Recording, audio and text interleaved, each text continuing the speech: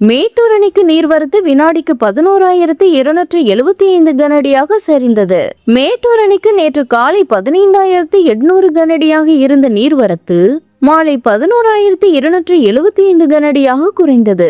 அணையிலிருந்து டெல்டா பாசனத்திற்கு திறக்கப்படும் நீரின் அளவும் நேற்று காலை முதல் வினாடிக்கு 16,000 கனஅடியில் இருந்து 15,000 கனஅடியாக குறைக்கப்பட்டது. நீர்மின் நிலையங்கள் வழியாக 13,000 கனஅடியும் 16 கண் மதகுகள் வழியாக 2,000 கனஅடியும் திறக்கப்பட்டு வந்தது. இந்நிலையில் நீர்மின் நிலையத்தில் ஏற்பட்ட இயந்திர பழுது நேற்று மாலை சரி செய்யப்பட்டதால் 16 கண் மதகுகள் வழியாக நீர் வெளியேற்றுவது நிறுத்தப்பட்டது. பின்னர் நீர்மின் நிலையம் வழியாக 15,000 கனஅடி நீர் திறக்கப்பட்டு வருகிறது.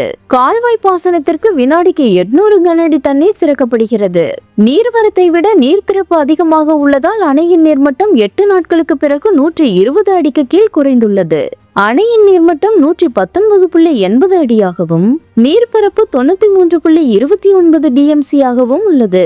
தர்மபுரி மாவட்டம் ஒகேனக்கல் காவிரியில் நேற்று முன்தினம் காலை வினாடிக்கு 18,000 கனஅடியாக பதிவான நீர்வரத்து நேற்று காலை 6 மணியளவில் 14,000 கனஅடியாக குறைந்தது. காலை 10 மணியளவில் 12,000 கனஅடியாக மேலும் குறைந்தது. மாலை வரையில் அதே அளவு நீடித்தது குறிப்பிடத்தக்கது.